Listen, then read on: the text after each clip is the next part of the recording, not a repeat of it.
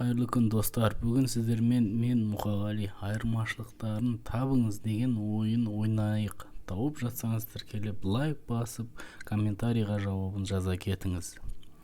Дайын болсаңыз бастайық. 9 секунд ішінде тауып үлгерсеңіз тіпті керемет.